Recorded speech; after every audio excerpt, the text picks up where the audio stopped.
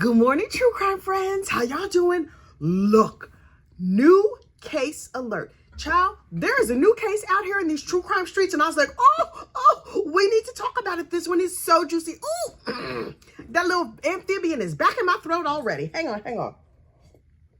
First, look, before we get into it, you know what you need to do. Please like this video and subscribe to the channel. It helps other people find us. We are right there at the verge of 10,000 subscribers. I cannot believe it. Anyway, look, I need to talk to you about Mr. BrendanBanfield. Have you been following this case over in the news? Yo, okay, so look. I have been sort of keeping like one little eye on this case, but I was busy with other cases, right? So I wasn't paying close attention. And then yesterday I saw like the nanny takes a plea deal. And I was like, wait, that's that trifling man who was Oochie in the nanny's coochie. I'm gonna need to get down in here and find out every single thing. Well, did I find out every single thing? No, because that's not my style anyway. I don't have the bandwidth or the attention span to be going deep into trials, but what I will do is give you the broad strokes of the case in just a few minutes. So look, this is what happened. Okay, so Christine and Brendan Banfield were living over there in Fairfax County, Virginia, right? And they were married and everything was going good and they had a little baby. I mean, she's 4 years old now. Well, she was 4 years old at the time of the crime, right? So they were like, being working parents and having a young child is hard. We're going to get ourselves a nice nanny from Brazil. Let me tell you something. That was your first problem. You got you a hot Brazilian nanny. Girl, don't do it. What you need is like old wrinkly Mrs. Kravitz from up the street. But anyway, so they got them. She's an au pair. Okay, that's like when babysitters come from other au pairs don't come from me. This is my understanding of au pairs. Au pairs when a nice lady who was youngish, like in the late teen 20 range, comes from another country to this country and she looks after your kids, and then in her free time she goes and explores like the wonders of your county or your town or whatever, and it's cheaper than having a nanny, and she lives at your house. That's where it would have went all the way to the left for me, but we'll get to that in a minute. So this nice au pair, Juliana, she got two last names. I didn't bother to remember them. You can look up the case if you want to know all the details. So anyway, Juliana comes and she's living with them and she's taking care of the baby and everything is good and everything is going real good. You know what else Juliana was also doing? Taking care of the daddy, because of course she was, because she's a hot Brazilian nanny. Anyway, so Juliana and Brendan were like, we are really enjoying the favors of one another while Christine, the unsuspecting wife, is not looking. And so the two of them got together and hatched an evil plan. Now, is this what the government is saying? No, child, this is the gospel according to Kathy. This is what I think happened. So the two of them got together and they was doing nasty things when the wife was not looking. And then Juliana and Brendan were like, you know what let's do? Let's unfortunately unalive my wife and make it look like an accident so me and you can be together and live happily ever after. Because what could possibly go wrong, right? Juliana, boo-boo, let me put you up on game. If a man is willing to unfortunately unalive somebody else for you, what you think gonna happen to you? If he's willing to cheat on you, what you think's gonna happen? If he's willing to cheat on his wife with you, what do you think is gonna happen to you? But girl, she was young and she was stupid and she know. Anyway, so Juliana, the nanny, and Brendan, the husband, hatched an evil plan. They were like, okay, let's go on Christine's computer and get her on a dating site. I believe she was on FetLife. That's where you find people who want to participate in fetishes with you. And they found some ignorant Mama Luke from down there in Virginia. And he was just like, oh, I see a new listing here. This lady says she would like somebody to pretend to break into her house and tie her up and cut her clothes off with a knife, and then they can oochie each other's coochie. That sounds like a brilliant plan. And so this dude was like, yes, I will be there on, Tuesday at 4, whatever it was. They made a plan. The nanny and the husband made this plan. The wife, she didn't know nothing about it. So on the given day, they had this all set up. The nanny, Juliana, takes the little 4-year-old and she's like, we're going to go to the zoo. And she leaves the house and the husband leaves the house. And then this ignorant Mama Luke from the internet, from FetLife, was like, okay, I'm going to break in the house. I don't know if he actually broke in, if he got in. I don't know how he got in the house. But he came in the house, and as described in the fantasy, he tied up Christine, the wife, right? Yikes. And he according to the liars that are now in jail, had a knife and he was over Christine assaulting her. Now, according to what was written on the computer, this is what Christine said she wanted. What we know now is that the nanny and the husband have plotted all of this out. Also, they lie every time they open their mouth. So who knows what is actually true in this case? So, but this dude is in the house, and then according to Juliana, she's like, oh, we were on our way to the zoo, me and the little girl, but we forgot our lunches. Let's go back into the house and get our lunches. Oh, while I'm getting the lunches, 4-year-old little girl, let's lock you in the basement nice and safe. Wait, what? What? Why she need to be safe from lunch? But okay, they locked the 4-year-old in the basement, and then the husband came home at the same time. Now, the husband was a law enforcement officer, and according to these two liars, they go upstairs, they find this man has tied up Christine, the wife, and he is cutting off her clothes with a knife. And so the husband takes his pistol and applies some lead to this would-be attacker. And then he uses the knife to impale the wife. But apparently the attacker was still twitching on the floor. So the law enforcement officer said, hey, Nanny, with no firearms training, can you go into the other room and get the Glock and apply some lead to this Mama Luke too, to make sure he's not moving anymore? So that is what the nanny does.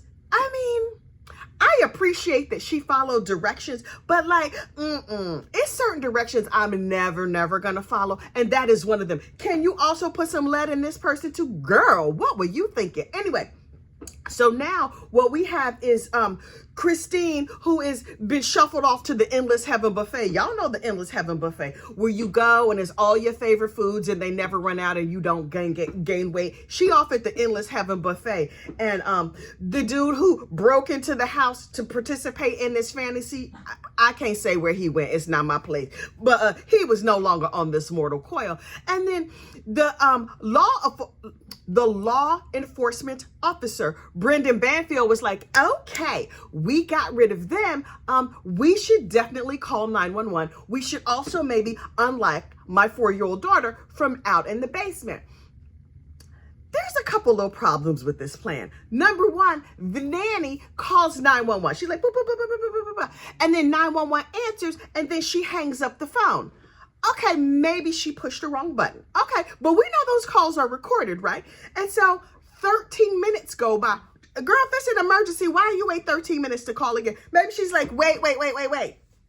We forgot to stage this properly. Are you done tying up your wife? Do you want to make sure she's fully stabbed up? Because the stabation maybe was not complete. I don't know what happened in that 13 minutes. But then she called 911 again. Hello, 911. Oh my goodness, I'm hysterical. I don't know what happened, but this dude broke in the house and was harming my boss. It's so terrible. I'm super upset. Meanwhile, BrendanBanfield, the husband, also called 911. Was like, hello, 911, terrible things have happened. Please come right away. I'm going to unlock my daughter from down in the basement.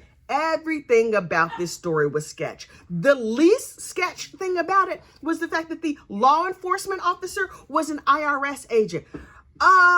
The IRS can carry guns? Y'all better make sure your tax forms are all together, because I had no idea that the IRS could carry guns, right? But okay. And so I'm like, from day one, the police were like, something in this milk ain't clean. This story don't look right. Why they locked the daughter in the basement? Why the first call from the nanny to 911, and then a 13-minute time lapse, and then the second call to 911. Nope.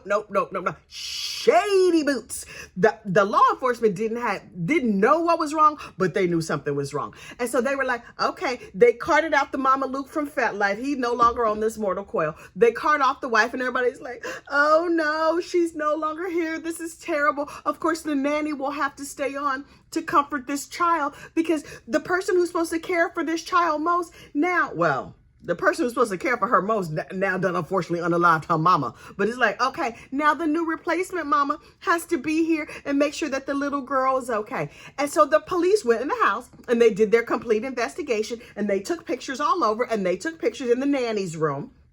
And then they took pictures in the master bedroom. right? Now, when they took pictures in the nanny's room and you see her bed and you see her flag from Brazil and all her clothes are in the closet or whatever, and they're like, okay, we've done our investigation. Please go back to your normal lives. We're so sorry for your loss. We're going to try and get to the bottom of this. But it seems like a justified, unfortunate unaliving because you found this man attacking your wife.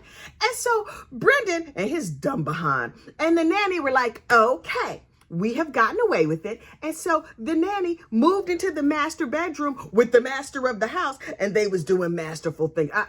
Child, the rooms they was doing it at.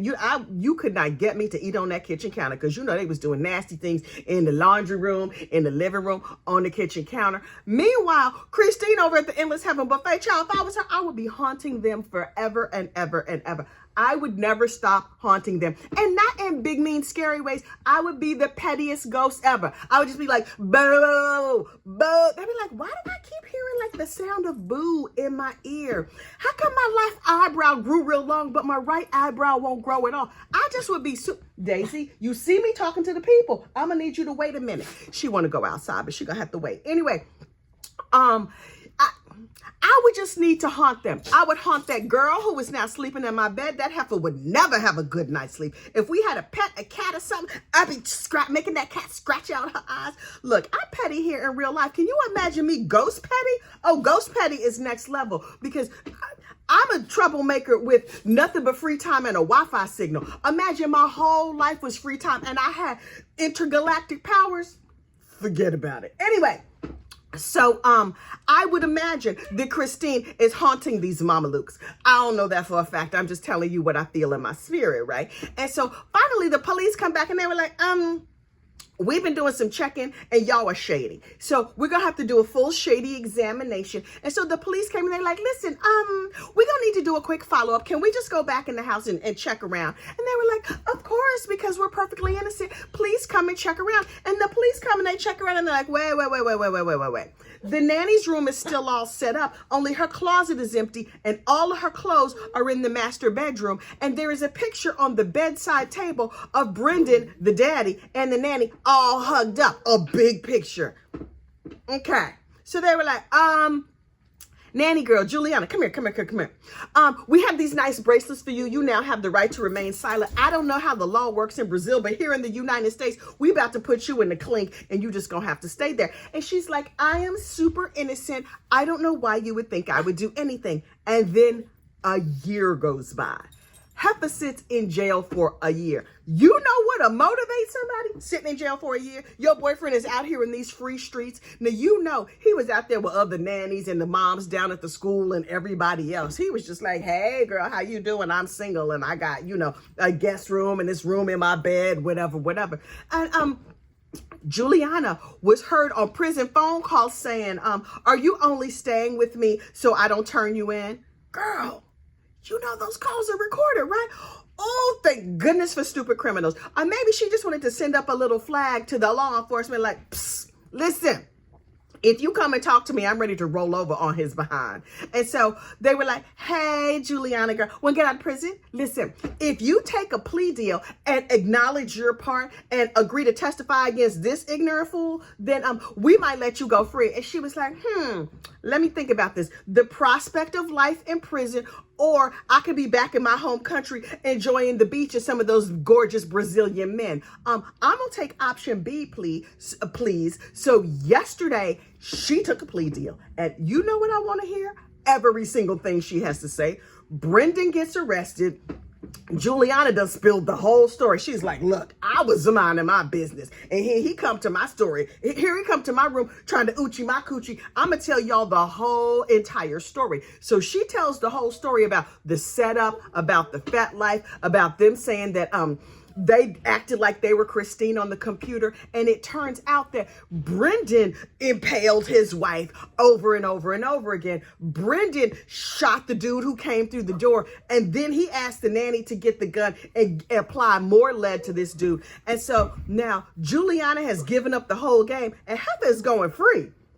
She's sentenced in her plea deal to time served with the understanding that she would testify against Brendan. Okay. You know she can get her job down at the Subway or something like that and be living in an apartment. I don't know how plea deals work. But Daisy, please calm down. Anyway, Miss Juliana is going to go free, but she got a lot to say about Mr. Brendan. Now Brendan is all locked up down in the prison, and he like, this has gone horribly wrong. This is what I want to know. Does this ever work? I mean, we've seen similar situations happen over and over and over again. Are people actually doing this and getting away with it? I guess if they are, we don't know nothing about it. But anytime I see a woman who's married to a man she used to nanny for, I'm like, where that wife? Is the wife at the Endless Heaven buffet, or is she over with her new boyfriend? Y'all, 80. But this story will be coming. There'll be more information coming out. They're going to trial soon because it's been a year since this crime took place. I am perched. I am ready. I want to know every single thing. In fact, I have created a brand new Brendan Banfield playlist. So as the scandalous information spills out, me and you, we're going to be together and we're going to talk about it every single day of trial. So keep an eye out for this one. In the meantime, I will see you soon. Bye.